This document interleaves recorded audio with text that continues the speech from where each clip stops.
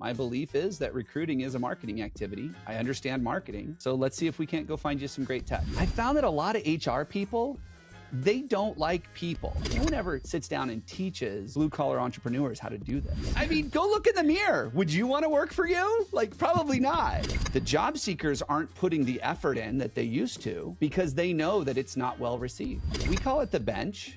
We build a bench, right? Yeah. Build a bench of people that you know you would love to hire. And so when you do need to hire, because life happens, right? People don't leave jobs, they leave people. I would recommend everybody listening to this really reassess your employee referral program if you have one. Welcome back to Built by Me, the podcast where we dive into the stories of entrepreneurs transforming the way we do business. I'm Taina. And I'm Mo. Today, we're tackling one of the biggest challenges faced by so many service-based businesses, hiring and retaining hourly employees.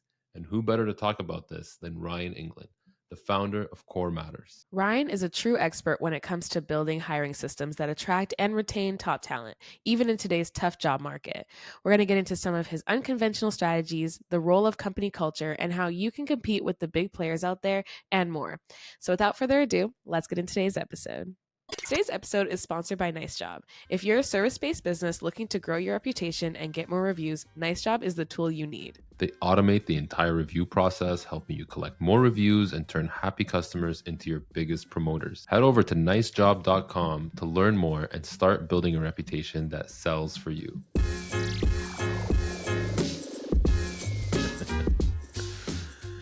Okay, welcome to the podcast, Ryan. Thanks for taking the time. We're really excited to have you today on the show as we dive into the world of hiring and all about hiring, how to hire the right people. So why don't we sort of jump right in and maybe you tell us a little bit about yourself, your background, and we can go from there. Yeah. So Ryan Englin, CEO and founder of Core Matters. I created the CoreFit hiring system and last year published a book about it called Hire Better People Faster. And I grew up in the trades. My dad was an owner operator. I remember, I was probably 4 or 5 years old down at the shop getting greasy with him. Like that was just what we did. So I grew up and I watched my dad struggle for a long time. Could get to a certain point in his business and then all of a sudden like things would start to fall apart or maybe go backwards a little bit. And originally, I thought that it was a marketing problem. Like he didn't know how to get enough new clients coming in. He struggled with that. And as I got older, I realized that it wasn't really a client problem or a customer problem. It was I don't have the right people I can trust problem. So when I started my business, for the first few years, I was solving this customer acquisition issue. And I had a couple of clients come to me and they're like, I don't need more customers. I need more people. And I said, well, let's go solve that problem because my belief is that recruiting is a marketing activity. I understand marketing. So let's see if we can't go find you some great techs. A couple of weeks later, they called me. They're like, you filled all our trucks. All the positions are full. Turn the leads back on. And I had such a good time doing that and seeing the results I could get for them. I decided that's it. That's all I'm going to focus on is helping blue collar companies attract, hire, and retain frontline talent because that's where it's all at. That's so, you mentioned, so you think hiring is a marketing activity. Can you expand about what you mean by that? Yeah. So if you think about marketing 101, every time I've ever worked with a marketing expert, it's tell me about your ideal client, your ideal customer. Describe them for me. Create a picture for me. Name them. Tell me where they live. What kind of car do they drive? Like we create this persona. Yeah. And then we take the message that would resonate with them and we figure out where these people are at. We put the right message in front of the right people when they're ready to buy. Like that's marketing 101. Well, recruiting 101 is no different. Tell me about your ideal employee. Let's define them. Let's get really clear on the skills, the abilities, the behaviors, the culture fit, all of that. Let's create the right message or a job description, employer brand, whatever that is. And let's go put it in front of them. And when they're ready to buy, AKA switch jobs, you're already there in front of them. They know who you are. And so you're creating you're putting these marketing processes in place to bring them into your pipeline. I mean, we call it a recruiting pipeline. We call it a customer pipeline. It's all the same. And then we interview them, which is akin to the sales process. And then we hire them if all goes well. And so flipping the script and changing the idea from recruiting as an HR activity to recruiting as a marketing activity really helps our clients get amazing results. Oh, that's so interesting because I feel like, most of companies have it in the hiring or HR people team. Like that's kind of where it goes, which they do have expertise to figure out what kind of people you want. But most people do take that marketing approach subconsciously, I would say. Like they're already know what kind of employee they're looking for, but it hasn't really been like a process where they actually spell out the system whereas you have. And it's interesting to me. I'm probably going to get some people, you're going to get some nasty notes on this one, but I found that a lot of HR people, they don't like people. If you really think about it, they're focused on compliance and process and onboarding and paperwork and reporting. And that's what they're great at. And they are absolutely necessary in a growing organization. But they're not marketers. They're not salespeople, right? They can't go out there and promote the opportunities. They can post a job. They can go through the process, go through the motions, because that's what compliance people do. Yeah, that's valid. Really interesting. So I want to kind of dive into like the world of Core Matters. So like, what sort of inspired you to start Core Matters, and how did you identify that gap? When it came to hiring and systems are needed. Can you tell us a little about that? Yeah. So like I said, it was probably almost 15 years ago, I started my own business, and my original idea was I would provide marketing and customer retention services to contractors because they struggled with getting customers to come back. Like for example, when my air conditioner breaks, I call the guy, he comes out, fixes my air conditioner. That thing's supposed to last 10 years. Yeah. I don't need tune-ups. I'll call you when there's a problem. Well, how do you work with customers to get them to come back? How do you get them to think more outside the box? So that's what I originally started doing in my business. And it was about 3 years in, and I had an HVAC plumbing contractor call me and say, hey, we need to cancel our contract. We're not moving forward. We don't need more leads. I'm like, it's the middle of summer. How do you not need more leads? Yeah. And they go, well, we got 4 empty trucks sitting in the backyard. Like we can't fill those trucks. And without filling those trucks, we're 3 weeks out. Like we can't get to our customers. We do not need more leads. And I said, well, let's solve that problem. And I took some of my experience from corporate when we did tons and tons of interview. I mean, we'd interview hundreds of people a month. And so I got really good at interviewing, understanding that piece. Yeah. So were you interviewing, sorry to cut you up, were you interviewing people for that company? No. So what I did was I was actually teaching them how to interview. That's how I started this, was like, hey, I'm going to get you guys lined up. I'm going to get these guys scheduled. Here are the questions I want you to ask. Here are the process I want you to go through. And a couple of weeks later, they called me and they said, turn the leads back on. We filled all our trucks. This is amazing. And so it was at that point where I said, maybe I like this better. And I like this idea of helping people like my dad who were never taught how to attract and hire great people, how to keep them. Like no one ever sits down and teaches blue collar entrepreneurs how to do this. Yeah. It's kind of a school of hard knocks. It's kind of how they learn a lot of things. And so I thought, let me see if I could put together a training curriculum, develop a process, come in, help them implement it, and then teach them to use it. Sort of like teaching them how to fish for the best people. So you had customers that were basically, you were helping them with marketing, and they said, turn off the leads. You helped them with this. And then the light bulb kind of moment happened where you're like, I'm enjoying this more than the marketing. Yeah. Interesting. Yeah. I mean, the marketing space is so crowded. It is. Yeah. Everybody's a marketing expert. There's not a lot of people out there teaching you how to do this stuff. That's fair. Yeah, that's really true. And the fact that you're able to use the knowledge you already had from the marketing side of things to do something that you're passionate about, I think is really interesting. And like when people just kind of stumble upon their passion and it's presented to you and you're like, okay, yeah, this is what I want to do. And you're able to kind of pivot and do that. So while you're working with, smaller businesses, what are some common mistakes that they make when they're trying to hire the right people so that when you come in and you fix something, what are some mistakes that you see? Well, I'd say the biggest one is not having a plan. Like that's the biggest mistake. Like they just kind of wing it. Somebody said you can find guys or gals on Indeed. So just go post the job on Indeed. We'll see what happens. And they just wing it. And then when all those applications come in, they're like, well, now what do I do with 100 new applications? And they just start clicking on a couple. They're like, ooh, that one looks good. And they move them forward. And they're like, I'm not quite sure what to ask them during the interview. Like, maybe we'll like each other and then I'll hire them. Just catch a vibe. And so not having that plan, not having that defined process, and not holding yourself accountable to it, those are probably the biggest mistakes that they make when it comes to hiring. Have you noticed like a change happening like within the service-based businesses industry when it comes to hiring employees? Like, I almost feel like, and I've spoken to a few folks at different businesses about this that are in the space that are saying, um, ever since COVID, there's been this sort of shift where attracting workers is becoming almost a lot more difficult than before. And I'm not sure if you've seen that from your side of things, from your side of the business, at least, is that, are you noticing you're able to you're getting more business because of that, or are you seeing more businesses struggle with hiring more than ever before COVID, if that makes sense? Yeah, I would say that they are struggling more than ever before. And I think I know why that is. But I would challenge that most businesses, especially in this space, they've never thought about attracting employees.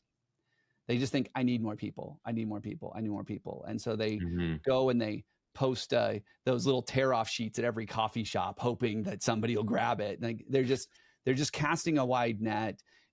They're hoping to catch something, and anything that shows up, they take it. And it's one of the reasons that quality employees are so hard to find, because quality employees aren't ripping off tear off sheets, aren't on Indeed, aren't looking at these places where you normally find people, because the quality employees are already working for someone else. So Yeah, you because actually have to be more attractive to them than their current employer. there is a misconception. Like, a lot of people say, "Oh, well, these jobs are no longer attractive anymore. People don't want to work these jobs anymore." But I think you're actually you're spot on when you're saying no. That these people are working these jobs. They're just not working for that's your specific business right now, and it's you're the problem, and it's not the other way around. Yeah. What I like to say is, it's not that no one wants to work anymore. Like you hear that all the time. All this new generation's lazy and entitled. No one wants to work.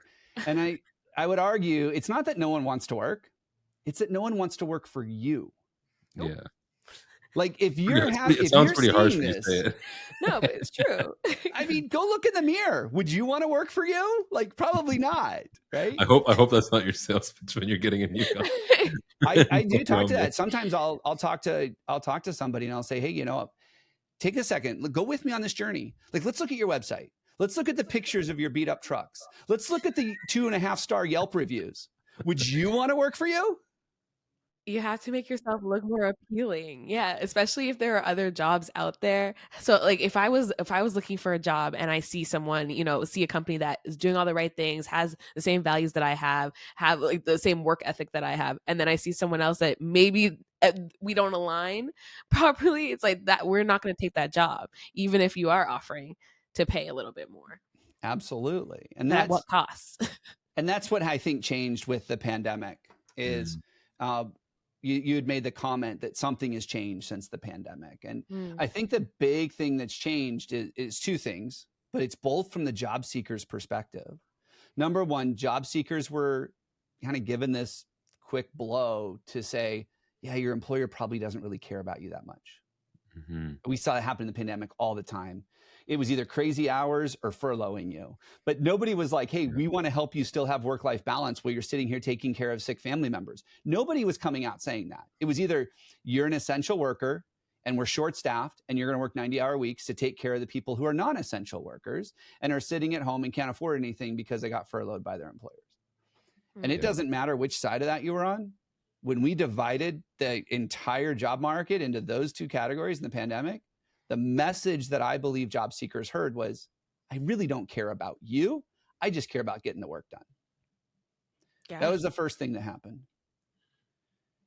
The second thing that happened is it pulled back this curtain to let job seekers go, I got options. There are other things that I could do to make the same kind of money, have a better work-life balance than they thought before. The gig economy is a great example. There are 5.5 million more vehicles on the road today since prior to the pandemic because of the people that went to work for Uber and Uber Eats and Amazon and these delivery services. 5.5 million people left the job market to go work from their automobile and deliver packages. Yeah, that's true. They get the autonomy, they get the work-life balance, they get to choose when and how they work, they get to listen to their favorite music, talk on the phone. Like, I mean, Who wouldn't want that? And so if you're making $20, $25 an hour, you can make the same kind of money doing that and still get to enjoy aspects of your life. So I think right now in the environment, a lot of people are talking about how there's no jobs out there, but also on the other end, people are like, there's so many applicants. If you see a job posting, you see 200, 300 applicants on like to one job. And then you're also saying from the other side as well, they can't hire quality people, or they're not finding quality people. How do you balance the two? Are there not enough people wanting to work, but also not enough jobs hiring? So employers, and I'm going to beat up the employers. I'm not going to get any fans from the employers on this because it's all our fault. I'm just telling you right now, the reason we have this issue is the employers kind of turned a blind eye to it and stopped asking, what is it that the job market really wants? Right? Imagine, like back to my marketing example, imagine we went, no, you don't want a blue car. You want a yellow one. That's it. And they're like, no, I really want a blue one. No, we make yellow cars. Your marketing experts would be like, you're an idiot. Give the customer what they want. Yeah. As employers, we need to do the same thing here. And what I think happened was we trained an entire generation of employees, of job seekers, that we just don't care about them. I've already said that. And we did it by not getting back to them when they apply, leading them on through weeks and months of multiple interviews, not responding to them when we rejected them and they asked why, what could I do better next time? Or the worst one is posting a job so it looks like I'm doing my job. Like I believe a lot of HR teams they go to their boss like, I know we're short staffed, but look at all these applications I'm getting. But the HR team's not doing anything with them. Like they're not moving through the process. And so if you're one of the people out there that 2 out of 3 jobs you apply for, you never hear back from, how motivated are you going to be when someone's like, hey, got your application 3 weeks ago. I'd love to talk to you. I'm like, would you really love to talk to me? Because you've had my application a number for 3 weeks. And so I think that's a big part of the problem is the job seekers aren't putting the effort in that they used to because they know that it's not well received. And so they're like, well, I'm not going to put in the effort. And the employers are like, well, nobody's got good resumes. Nobody replies back. Well, we taught an entire generation of workers that we really don't care, and it's on our timeline, not theirs. And I think that's the big problem there. So what can they do to attract the right kind of customers then, or people? Well, I would say this. This is my line. I say, if you're not attracting good people, it's probably because you're not attractive to good people. So what do good people want? And become that. 90+%. I mean, it's probably close to 100% of job seekers start and end their job search online. Yeah. So what's your online presence say about you? If you're a contractor, your website was probably built in 2010, which means in internet years, it's 100 years old, right? If you haven't gotten a customer testimonial in the last 2 years or haven't put a project online that you're working on, do you even have customers? Are you even growing? Are you still even in business? I mean, think about these things that job seekers want to know. They do not leave jobs, they leave people. We've all heard this. So you have to present yourself as a better person, as a better leadership team, with a better company culture than the competition. You can't just compete on pay and benefits. You can go get that stuff anywhere. See, I want to touch on that because you mentioned company culture, and that's like something that it's almost like becoming like an online meme now, where they make fun of like company cultures and things like that. Yeah. Like, oh, I got a water cooler. Yeah. I got a water cooler at my office. That's part of my culture. But like, what sort of role does that play when it comes to getting like and hiring hourly employees, and then and then how can businesses sort of improve on it? Because sometimes they look at it where it's like I can't really offer much. And maybe that's just like they haven't really thought much about it. But what are some ways that or what advice I guess would you give when it comes to building out your culture and things? Well, I think we need to start with, why do people switch jobs? We need to start with, I mean, if you're hiring entry level, why do people get jobs in the first place? It's not because they woke up one morning and they go, gee, I know my calling in life is to go work really hard for someone who doesn't care about me. That's not what they said. They said, I want to move out. I want to be able to afford a house. I want to be able to start a family. I want to be able to go on vacations. I want to be able to start a side gig. That's what they said. And if we don't care about those things and we don't show them a path to get those things by working with us, they're going to chase the dollar. because in their mind, the dollar is how you get there. But if we said, hey, you know what? We have the kind of company culture where we know that your personal goals are way more important in your mind than our company goals. And we want to sit down and have a conversation with you on how to align those two. You get what you want. We get what we want. We all win. Like, that message will be so much better received than the, oh, we're honest and trustworthy. Yeah. I mean, Tina, if I said to you, I said, hey, you can trust me. Like, what's the first thing that goes through your mind? Like, why would you say that? Now I don't want to trust you. Can I be honest with you this time? Yeah, it's like, oh, were you lying before? Exactly. So when we say our company culture, our core values are honesty and trustworthiness and integrity, it's like, yeah, and like, that should be the baseline. That should be the bare minimum. You're a human being. Yeah. You're a human those are being. table stakes. Like, you don't even get to show up to the table if you don't have those things. Yeah. It's like, we're not going to lie to you. Okay. Yeah. Except for the last time you did. And so that's where I think the company culture piece is so, we miss it, because a lot of companies build a company culture going, this is who we are, and this is what makes us great, and this is what people are going to love. But they have no idea what the employees, the job seekers, are going to care about. Like, do you find it being like a contention point when you have conversations with businesses that are struggling to hire employees, when like the whole culture piece is, I'm trying to figure out, like, what is your process? Like, how do you start? Like, do you start talking about their online presence? You've mentioned that before. Like, you know, let's pretend for the sake of the argument, I'm a landscaping company that's been in business for 10 years, and I've always had good employees, and all of a sudden I don't have good employees. Like, what does sort of that process look like? What I mean, we have a game plan we put together. There's 7 phases in the game plan. Step 1 we call stop the bleeding. So if you came to me and you're like, I've been in business 10 years, I have no employees, like, they're not engaged, productivity's down, retention's horrible, I would say, let's stop the bleeding. Why would someone want to work with you? And if you can't give me a compelling reason for why someone want to work with you, that's step 1. Mm-hmm. And you're not allowed to use pay or benefits. Because I promise you, someone pays better than you do. And I promise you, someone has better benefits than you. I don't care who you are. Yeah. Someone's willing to go bankrupt faster, right, than you are. Yeah, or someone has bigger pockets than you, right? Or just I was just going to say, or they've got bigger pockets than you. Yeah. So you can't compete on pay and benefits. So what are you competing on? And if you can't give me a compelling reason why, that's where we start.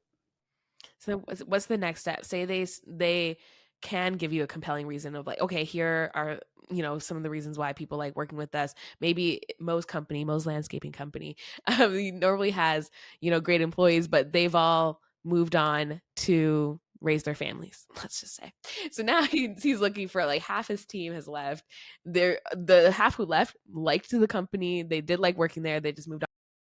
What's step 2 of the process? I mean, if they relocated, life happens. But if they're all local and they left to raise their families, my question would be, why couldn't they have done both? Yeah. Right? This is an example. I know. It's okay. They all moved. They all moved.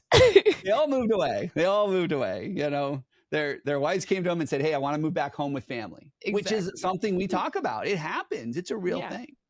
So my question would be, what were the similarities in those groups of people? Like, what if you were to look at all of them and create those personas, what did they all have similar? And you're like, oh, well, they're all newly married in the last 3 years and they're all starting family. Great. What can we do going forward the next time you hire someone like that to say, hey, we want to support you with this, even if that means, you know, helping you with childcare or creating those opportunities. We have some clients that have actually said, we will support new parents for the first year with childcare. You know, so they don't have to. Like, there are ways to make this work, and you just got to get creative. But I think, so once we figured out why people would want to come work for you, the next step that we would do is we would say, okay, great. Let's see if everything you represent yourself with aligns with your why. Let's go look at your website. Let's go look at your online reviews. Let's go look at your customer testimonials. Let's go look at your employee testimonials if you have any. And does that align with what you were just telling me? And more often than not, it doesn't. So then we fix that. Now, once we have that fixed, then we say, great, what's it look like What's acceptable behavior inside of your company? A lot of people call that core values. What's acceptable? How do you expect people to behave? How do you expect people to get out of bed on days when they don't want to get out of bed and come to work? Like, what drives them? What purpose do you give them so that they go, you know what, I'm going to get out of bed today and I'm going to go to work because I don't want to let Mo down. But more importantly, I don't want to let our customers down. And here's why. Here's my purpose. And then get them really clear on where they're going and what's the benefit to them. Like, where's your company going? Mo, if you just lost half your people, is it going into the gutter? Or are you like, nope, I'm pulling up my britches and I'm going to fix this? Like, where is it going? Because if I'm not excited about the destination and what's in it for me, as soon as that bus breaks down, like we've all heard our businesses are a metaphorical bus, right? As soon as that bus breaks down or there's an issue or a delay in traffic, I'm going to get off, grab an Uber and go find another bus to get on. Yeah. So are they excited about where your company's going? And once we got all that cleared up, which some companies do that really fast. In a couple of weeks, we can get that all figured out. Some companies, 6-9 months before they get it figured out. And that's usually an indication there's other issues. But once we have that done, then we fix all their job descriptions. We fix all their job ads. We fix their interview process. And we make sure it aligns to everything we promised to that job seeker when they found us. Interesting. That's such an extensive process. I love it. Well, how long does that process typically take? Like, what is that's just the recruiting side where we get through interviewing. And then on the retention side, we look at onboarding. Like, what are we doing to develop a really successful onboarding program? Which is, I believe that people need to know how to join your team before they need to know how to do the work. So what's that onboarding process look like? And then how are we engaging people long-term? What are we doing for that? How do we make sure that they 9 months from now still want to work here? How are we keeping them engaged?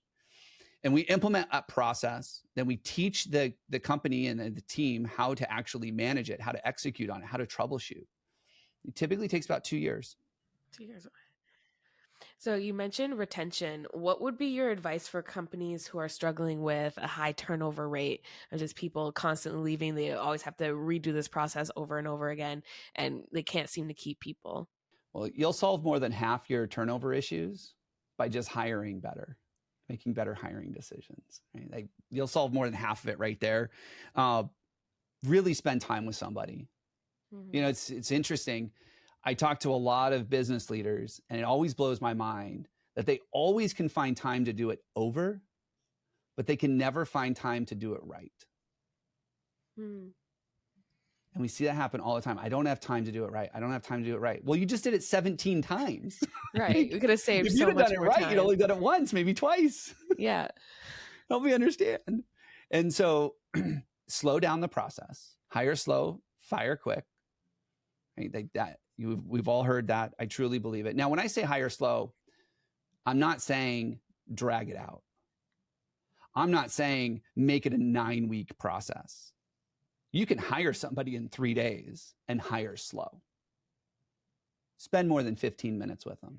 Spend more than 30 minutes with them. Have real conversations. How many interviews is too many interviews? Well, our process is you have a pre-qualification step, usually a phone screen, video interview. It's 10 minutes tops. Yeah. And that is, do I want to talk to you more? Do we click enough that I could see us working together? That's step one. 10 minutes. Any longer than that, people start falling in love with candidates and we're like, oh, they're going to be great. That's step one. Then step two would be an in-person if you're hiring for local. Otherwise, it's a video interview if you're hiring remote. And that's typically a 60 to 90 minute interview. And we're going to talk about our company culture. We're going to talk about the way you behave. Is there alignments? Do our values align? Do our visions align? We're going to have that conversation. Make sure we're a good culture fit. Not only for us, but for you too. Because the last thing we want to do is hire someone who doesn't want to be here. Then our third interview is called position fit. Sometimes these go together with culture fit, but position fit is, can you do the work? Do you have the raw talent? Do you have the skills? Do you have the experience? And then finally, at that point, we make a decision. Do we want to make you an offer or not? And then we make the offer, and then we have an offer meeting. And that one's pretty long, but it's all about setting expectations. Mm-hmm. So we have 4 in ours. Some clients will do they'll do a screening in the morning and they'll do the other 3 at night, like depending on what they're hiring for. So it's not like you have to spread this out over weeks or months. It's and you can put them in order. So you can be like, hey, you're going to come in at 3. For the first hour, we're going to talk culture. If that works, then for the next hour, we're going to talk position fit. If that works, we're going to make you an offer on the spot. And then you do it. I mean, what's that? 1 meeting, right? Yeah. There's no reason to prolong it. What do you see happening to this job market when it comes to like hourly employees, especially over the next couple of years, right? Like, and you know, what advice do you have for companies and in terms of like how do they prepare for the changes that are coming? I think one of the big shifts we saw back to the way we treated people in the pandemic, which was kind of convince them we didn't care about them. Stop thinking, this is a stop thinking that your hourly workers are lesser than your salary workers. That's a problem. It's very prevalent, and not just in blue collar, in a lot of industries, that there's an us and them. We're in the office, so we're higher caliber. You know, we're worth the pre-hire assessment. We're worth the longer interviews because we work in the office. But those ditch diggers out there, dime a dozen. We need to stop that thinking that we're different. Those are human beings, last time I checked. And we're all equally qualified to be treated as such. And so if you are going to set the bar high for your office employees and spend more time with them and give them more opportunities, do the same thing for your hourly workers. You know, now, I love that. Are we seeing changes with automation and technology? I just read a cool article last week. You know, the kiosks were going to cut out everybody's jobs in fast food. And what they found was, after 25 years of doing this, those companies that put kiosks in, like McDonald's and whatnot, they actually need to hire more people now, because the move shifted. It went from being an order taker to a customer service. Well, computers don't do customer service very well. And so now they have people that stand there at the kiosks and help you order, right? They're out there and they're greeting you at the door. Or maybe because these kiosks are actually upselling people more, they're ordering more food. Right. We need more people in the kitchen. And so understanding that just because we're automating or putting technology, it doesn't mean that these people go away. There's still a valid reason to have good human beings in your place of business serving your customer. And so we just need to shift our thinking from, oh, they're hourly, so they're lesser than, and move it to, they're great human beings and they provide a valuable service that a computer or robot or whatever isn't going to be able to replace. Well, I think you make a really good point, because at the end of the day, especially for like when I'm thinking of like service-based businesses, those employees, that's your frontline worker. That's your brand being represented day in and day out, right? I mean, the office is one thing, but the employee that's in the truck, that's going to the customer site and dealing with the customer, that is your brand, right? And if you're not treating your brand that way, then you're devaluing your brand essentially. So there are a few different, categories of employees that people are hiring. And you mentioned the future a little bit with automation and more technology. What are your thoughts on virtual assistants to help with things like invoicing or customer service, or things that don't necessarily need to be in person for? Oh, I'm a big fan. I mean, my entire team is remote. We're all over the country. I'm a big fan of especially jobs that don't have to be in the office. I mean, there's people at Amazon right now yelling at me like, no, everybody needs to be here. And I do think that there are benefits to both, right? Yeah. Having people in the office versus not. But I will tell you this, if you want to let people work remotely, you as the leader, as the manager, you have to level up. You have to become a better leader, a better manager, a better communicator, because you don't get to do it face to face. It's virtual, it's email, it's Slack, it's whatever that is. And so the reason that I believe a lot of people get scared of the virtual is they don't want to improve themselves and become a better leader, a better communicator. It's just easier to walk by someone's cube and say, hey, can you do this for me? Versus, and then they can ask all the questions and dialogue, versus going, well, we need a better system. I need to be a better communicator so that we can make this work. But I'm a big fan of VAs. I'm a big fan of giving people opportunities. So I think there's nothing wrong with that. In fact, one of the things that we do over here at Core Matters is all of our employees are stay-at-home moms that are either looking for flexibility or looking for some part-time work. And it works out for us. What are some trends that you're seeing in the market? Like when we do talk about VAs, now there's AI. It also helps with some certain things as well, or tasks. What are some other trends that you're seeing? Like I said, I think with the pandemic, people are saying, hey, you know what? I'm going to worry about me for a little while, and I'm going to make sure this aligns with my goals. And if it doesn't align with my goals, I'm going to move on. And so I think that we're seeing a lot more of job seekers saying, hey, what's in it for me? Not just pay and benefits, but like, what's in it for me? Like, why do I want to get up every single day and go get stressed out by somebody who yells at me all day long? Like, if I'm going to do that, I want to make sure that there's longer term. I also think the younger generation is starting to think more long term as well. Like, what am I going to do to be prepared for my retirement? Right? We're seeing the younger generation start thinking more about that. 401ks are coming back. People are more excited about that. Whereas a lot of the millennials, they were like, no, let's spend the money now. Life's short. You never know, you know? And we're starting to see Gen Z start thinking more long-term again and not having this dependence on, oh, the government's going to be there to support me or there's going to be a pension, because a lot of those things are gone now.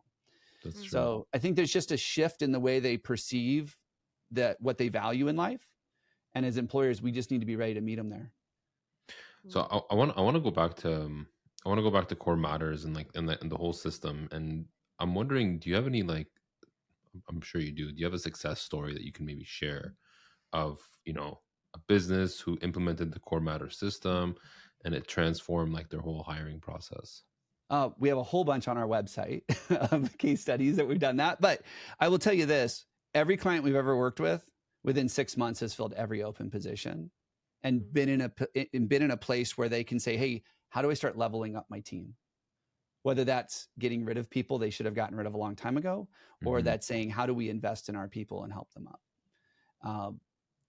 Because when we shift it from what do I need as the employer to what do they need as the job seeker, they just keep coming. But I'll give you two examples. So one, this was a remodeling contractor, and they worked with us for a few months. And then they said, we've got it. We're just going to keep doing everything you gave us.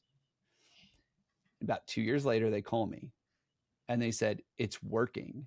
I go, what do you mean? They said, we don't have any open positions. Like, we're not posting anything. And we get a few quality people saying, hey, when can I join your team every single week? Like, these are people that I want to hire. They're coming to us and we're not even posting. And then more recently, we had a construction management firm we work with. And I go, what are you dealing with? Like, what are you struggling with? She goes, my biggest problem right now is we filled all our open positions and I'm still getting these amazing people applying for jobs.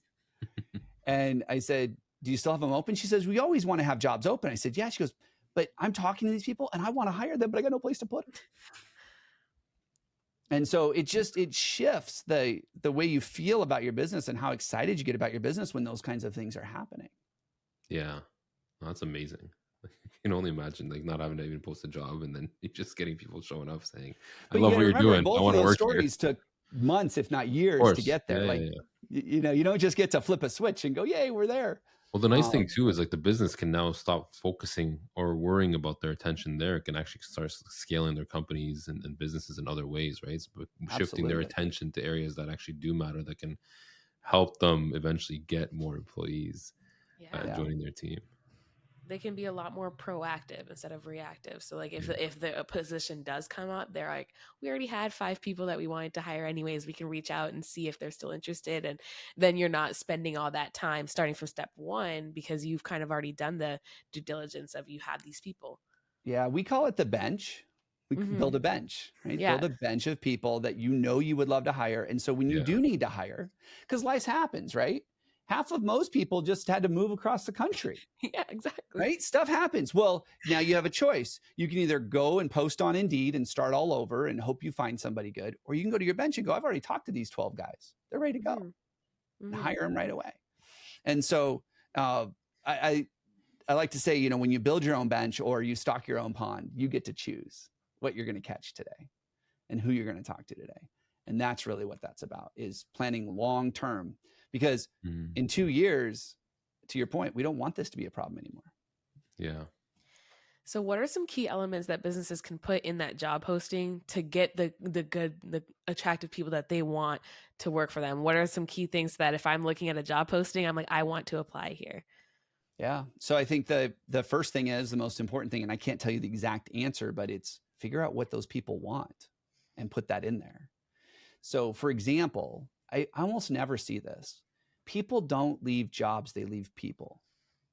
Right? They left a toxic work environment, a bad manager, someone who lied to them or misled them, someone they just every Sunday night they go to bed going, oh, gotta go to work tomorrow. So why don't we talk about our people in the job postings? Mm-hmm. Talk to me about your leadership team. How do you guys communicate? What's important to you as leaders? How do you treat your people? Like I would start there. If we know that that's the number one reason people leave a job, let's start promoting that so that they can go, oh, now just from the job posting, I know what it's like to work there. Interesting. When it comes to the hiring process, because this is something that I always wonder about, is how important do you think it is for in the hiring process to involve employees? So it's not just the manager that's actually interviewing these candidates, but it's also people that are actually doing the job themselves. I love it. And if you can take someone out of the field for a little while or off the front line to do it, do it. But what we typically do, because it's difficult to get frontline employees to, hey, you're going to turn your machine off for a while and you're going to come interview these people with me. It's difficult to do. Or say, hey, we're not going to get to Miss Brown's yard today. That crew's going to stay back because they're short, right? That's difficult. But what I do recommend is that as you're building the process, as you're writing the job ad, as you're preparing the interview questions, include your team in that and get their feedback. Write a new job post, share it with your team and go, would you apply? Would this be enough for you to go, hey, I want to work there? Yeah. Get their feedback on that. When you're asking the interview, go to your crews and say, hey, what's the one thing you wish we would do better in our hiring? Oh, I wish you could find people that knew how to use this piece of equipment. Well, put that in the job post, make that part of the interview process. Yeah. And if you can't find people that know how to use that piece of equipment, now you have a training program you get to develop, right? First 3 days on the job, you're going to learn how to use this equipment so that we're preparing the new employee to join the crew and be accepted well. So there's just a couple examples. Yeah, I was thinking about that when you were mentioning like the key elements of like just show them what they want or give them what they want. And if you already have your employees that you're like, I want employees that act like this because these are good employees. What do they like about the job? What do they want? What are they looking for? And that way you can make sure you can include that because like attracts like. So if you're putting in, if you already have the good employees, utilize them to get more good employees. Well, and on that note, I would recommend everybody listening to this really reassess your employee referral program if you have one. If you don't have one, go build one. And if you do have one, assess it. Most employee referral programs are garbage because we miss out on a bunch of things. Like we think that our team is going to be motivated by money. Almost every employee referral program I've ever seen is money driven. If you refer this person, we hire them, we'll give you $500 after they're here 90 days. Right? So, but what did we do? We just turned our employee referral program into an employee retention program. Right. Because I don't really care if you refer me someone. I care if you help me retain them. And if you don't, you won't be rewarded. Well, last time I checked, whose job was it to retain the new employee? It wasn't the person that referred them. It's yours. So what should an employee referral program look like? Because that's the most common one that I've seen. Yeah. You reward the behavior that you want, which is the referral. So just the referral. It's like, so a couple of ways. One, you can just reward for the referral. We have we have one variation of this where you get $25 for every person that you refer to apply. Now, whether we hire them or not, you get your $25. We have another one where for every referral you make, you get put into a drawing, and at the end of the quarter, there's something cool like a staycation or an iPad or something like that, right? And encourage that behavior. The other one that's probably the least popular is that $1,000 we were going to give you, we're going to give it to you on day one. So when they show up for their first day of work, you get the $1,000. You get rewarded for doing the thing that I asked for, which is providing the referral. Now, if you want to incentivize beyond that and say, hey, and if they're here 90 days, we'll give you an extra 250, an extra 250. That's cool. Like, but that's the cherry on top. That's not the program. Because, so that's the first thing, is we reward the wrong behavior. The second issue we see in employee referral programs is we do not train our people how to have these conversations. So think about this. So I wanted to go out and ask Mo to join the team. I'd be like, hey, Mo, my boss has this really cool thing. If you quit your current job, he's going to give me $1,000. You have to come over here and work. What do you think? Does that sound like a good idea? I would ask you to split it with me. I'll be like, if you give me 500. Maybe. But you know what? If you were incredibly happy at your current job, oh, yeah. you'd be like, sorry, I'm out. Yeah. But what if we said, hey, Taina, remember the last time we talked about your job, you were telling me you were a little frustrated with your boss because they were going to give you that promotion or that raise. And then they said, oh, times have been tough. And so they didn't. Well, we're crushing it over here. And my boss just said that if I can help him grow the team, not only will he give me $1,000, but he'll also give you $2 more an hour than what you're making today. Or he'll give you a week's paid time off after you've been here 90 days. Like, we sweeten the pot for you, the person taking the risk. There's no risk for me. I mean, it's our friendship, right? That's the risk for me asking you.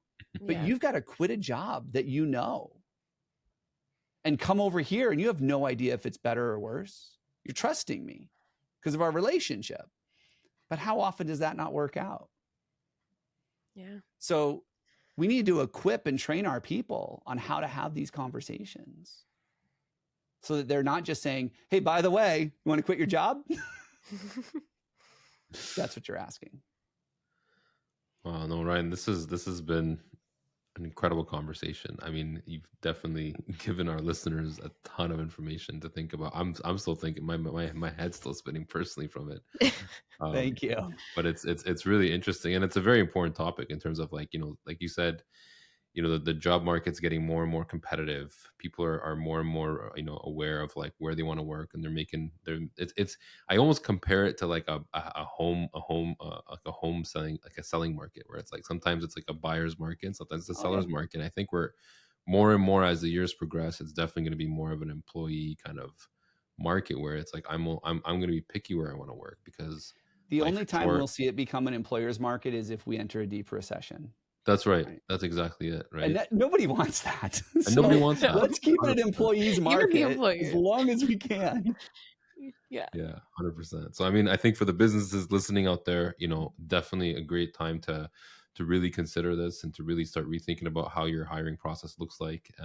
But, maybe before we wrap up, let the audience know, where can they find you, where can they learn more about Core Matters? Absolutely. So I'm on LinkedIn. You can just look me up, Ryan Englin. You can find me all over LinkedIn. We share a lot of new content there, a lot of tools that we produce or develop for our clients. We share them publicly. And then our website is corematters.com.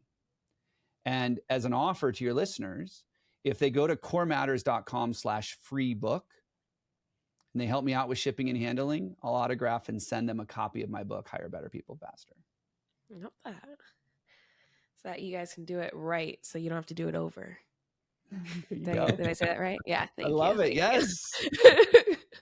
It's great.